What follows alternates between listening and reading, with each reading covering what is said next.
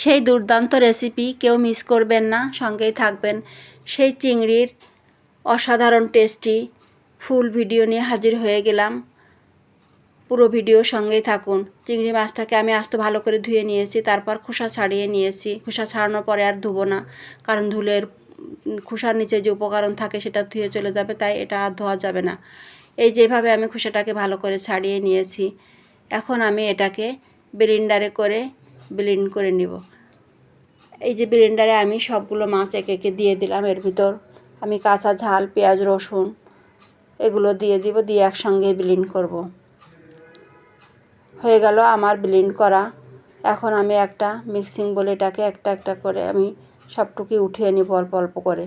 যেহেতু ঝাল পেঁয়াজের ভিতর দেওয়া আছে, ঝাল পেঁয়াজ রসুন এটা আমি আর দিব না। এখন দেব আমি এই মিশ্রণটার ভিতর লবণ, হলুদ, ধনিয়ার গুঁড়ো, জিরার গুঁড়ো, আদা বাটা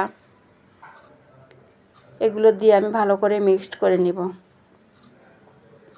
এবং দেব একটু চালের গুঁড়ো, যাতে বড়াটা ঝোলে দেওয়ার সময় ভেঙে না যায়, এজন্য আপনি কর্নফ্লাওয়ারও দিতে পারেন। কড়াইতে তেল দিয়ে আমি ঝাল পেঁয়াজ রসুন, আদা বাটা, ধনিয়ার গুঁড়ো, জিরার গুঁড়ো এই মশলাগুলো দিয়ে ভালো করে আমি কষিয়ে নিব।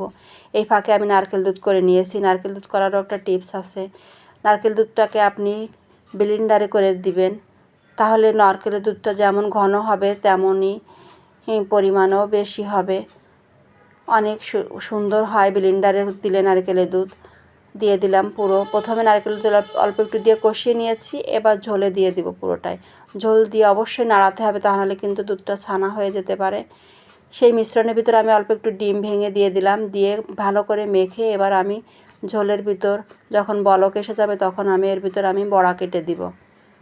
একটা বড়াও ভাঙবে না, আস্তে আস্তে করে আমি সবগুলো বড়া এই যে দিয়ে দিলাম। হয়ে গেল। একটু উল্টে পাল্টে নেড়ে দিব, একটু চিনি দিব, হালকা মিষ্টি মিষ্টি লাগবে। অসম্ভব দুর্দান্ত রেসিপি হয়ে গেল। যে খাবে সেই এটা খেয়ে মজা পাবে।